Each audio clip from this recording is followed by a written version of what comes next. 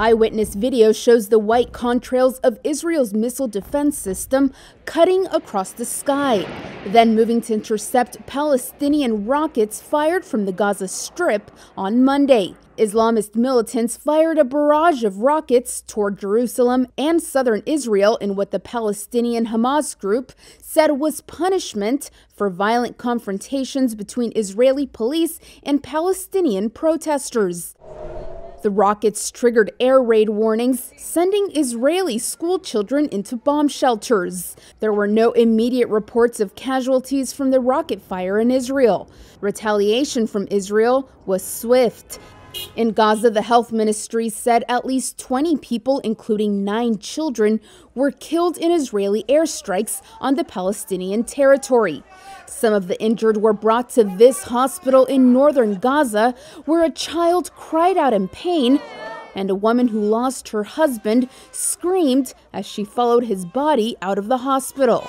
Israel's military said it carried out strikes against armed groups, rocket launchers, and military posts in Gaza, after militants there crossed what Israeli Prime Minister Benjamin Netanyahu called a red line by firing on the Jerusalem area for the first time since the 2014 war. The terrorist organizations crossed a red line on Jerusalem Day and attacked us on the outskirts of Jerusalem.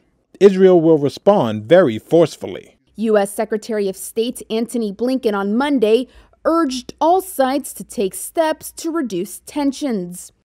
Needless to say, we're very focused on the situation in Israel, West Bank, Gaza. Very deeply concerned about the rocket attacks that we're seeing now that need to stop and need to stop immediately. Tensions have been rising for weeks in Jerusalem. Jewish groups are trying to evict Palestinian residents from a neighborhood in the eastern part of the city. As Israel celebrated Jerusalem Day earlier on Monday with marches marking its capture of eastern sections of the Holy City in the 1967 Arab-Israeli War, violence erupted at Al-Aqsa Mosque, Islam's third most sacred site. The Palestinian Red Crescent Society said more than 300 Palestinians were injured in clashes with police who fired rubber bullets, stun grenades, and tear gas.